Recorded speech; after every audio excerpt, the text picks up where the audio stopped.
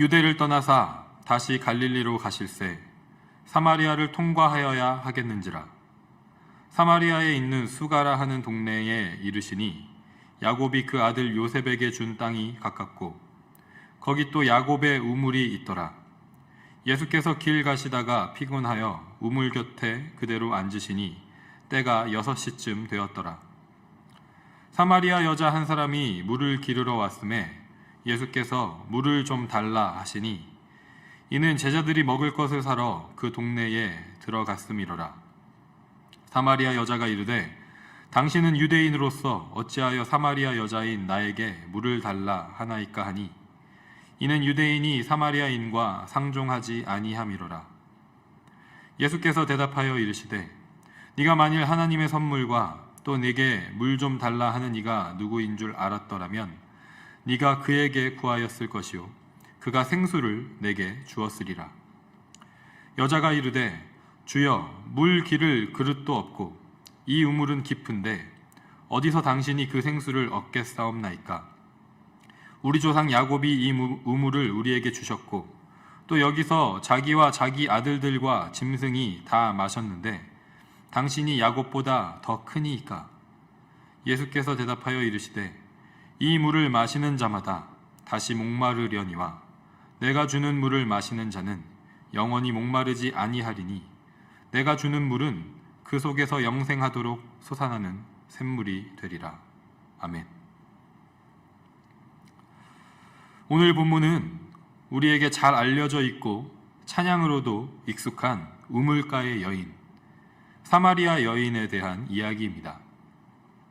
예수님과 이 사마리아 여인의 만남과 대화는 우리 크리스천들이 좋아하는 본문 중에 하나이기도 하고 우리에게 매우 중요한 신앙적인 가르침과 진리를 전해주는 말씀이기도 합니다. 오늘 이 본문을 통해서 사마리아 여인에게 찾아가셔서 말씀하시는 주님이 저와 여러분에게도 찾아오셔서 말씀하시는 은혜가 있기를 간절히 소망합니다.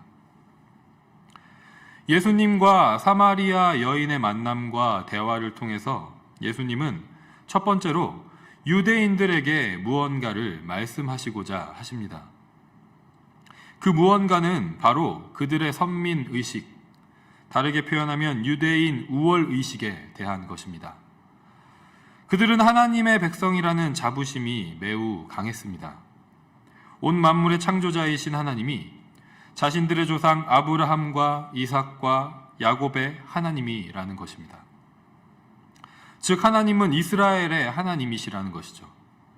그 하나님께서 그들을 이집트에서 구출하셨고 다윗 왕조를 통해서 찬란한 왕국을 세우셨다는 것입니다. 그래서 하나님은 자신들의 하나님이시고 자신들은 하나님의 거룩한 백성이라는 것입니다. 이러한 그들의 생각과 사상은 다른 사람들에 대한 배타적인 태도로 왜곡되어서 드러났습니다. 유대인이 아닌 이방인들을 개나 돼지처럼 여기면서 배척했습니다. 같은 유대인이어도 죄인들과 세리들은 가까이 하지 않고 그들과 식사하거나 교제하지 않았습니다. 그래서 자연스럽게 오늘 본문 9절에 기록된 것처럼 사마리아인들과도 상종하지 않았습니다.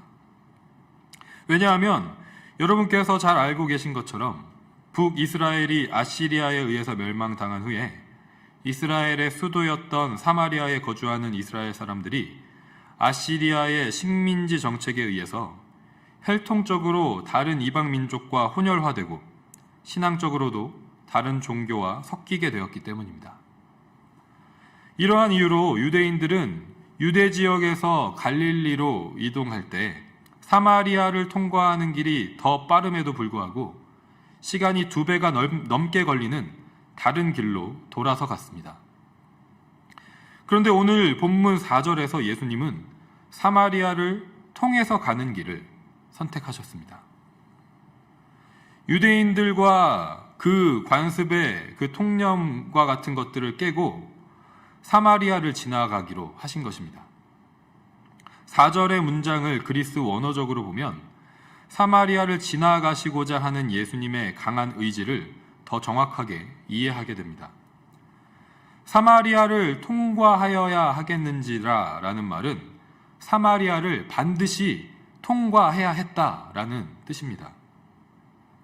앞서 말한 배경과 유대인들의 관습을 생각해 볼 때 이 말은 갈릴리로 가는 방법이 사마리아를 통과하는 방법밖에 없었다는 말이 아니라 유대인들의 신념을 지키기 위해서 돌아가는 길도 있었지만 예수님은 그대로 행하시지 않고 사마리아를 통과해서 가시겠다는 강한 의지를 나타내고 있는 것입니다. 이것은 스스로 거룩하게 구별된 하나님의 백성이라고 생각하는 유대인들로서는 감히 상상도 할 수 없는 일이었습니다. 독실한 유대인들은 아무리 빨리 갈 수 있다고 하더라도 사마리아인들과 만남이 있을 수밖에 없는 위험을 무릅쓰면서 그 길을 선택하지는 않기 때문이죠. 따라서 유대인들에게 예수님의 선택과 행동은 매우 충격적인 것이었습니다. 그런데 이어서 이보다 더 충격적인 행동을 예수님께서 하십니다. 바로 사마리아인에게 말을 걸어서 대화를 하신 것입니다. 9절을 보면 예수님의 이 행동을 사마리아 여인조차도 이상하게 생각하고 의아하게 생각했다는 것을 알 수 있습니다. 이처럼 예수님은 유대인과 사마리아인은 서로 만나지도 않고 대화도 하지 않는다는 그 당시의 불문율과도 같은 통념을 깨셨습니다.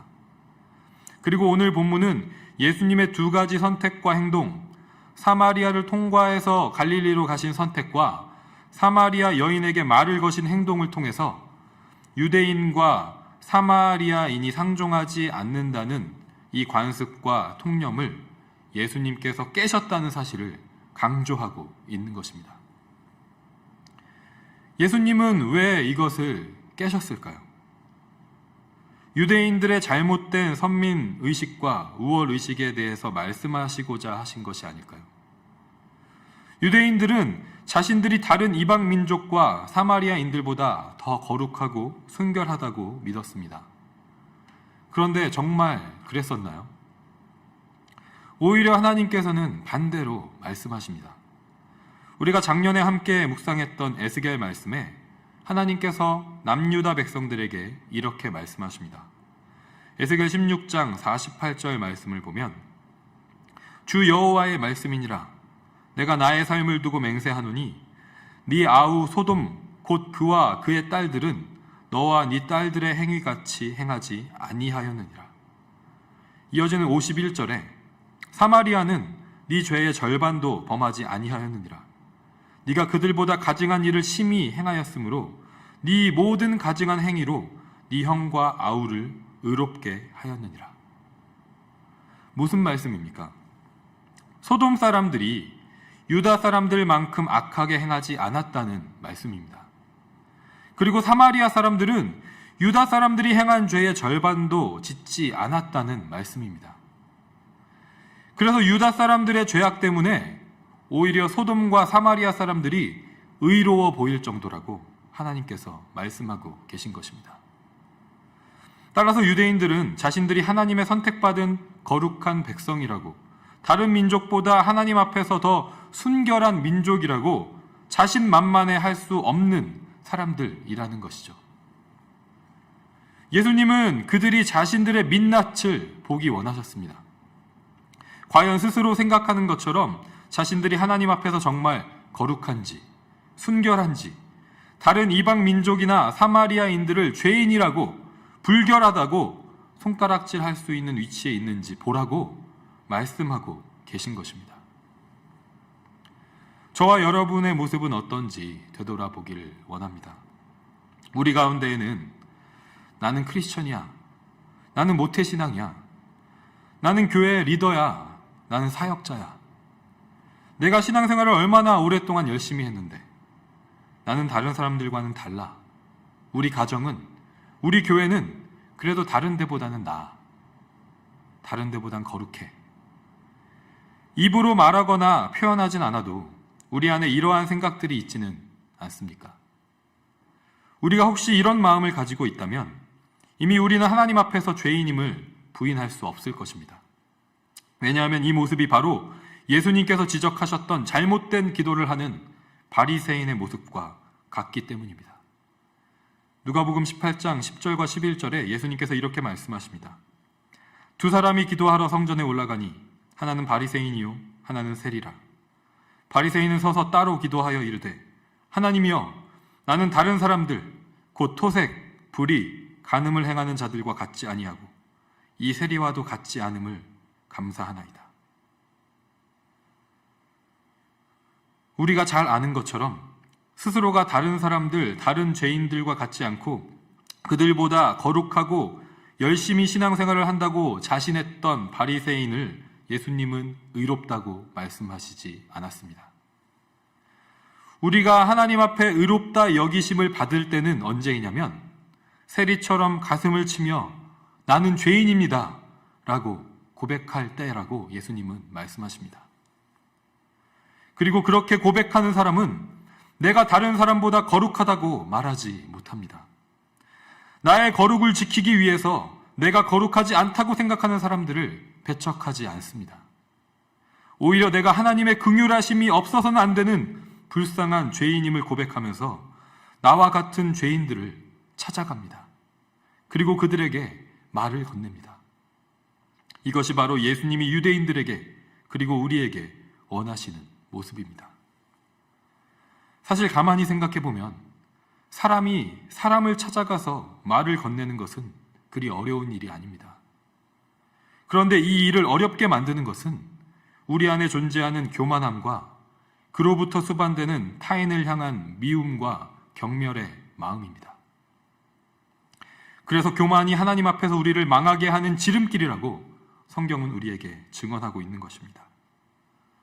저와 여러분이 이 교만함, 유대인들이 가졌던 그릇된 선민의식, 우월의식을 버리길 소망합니다.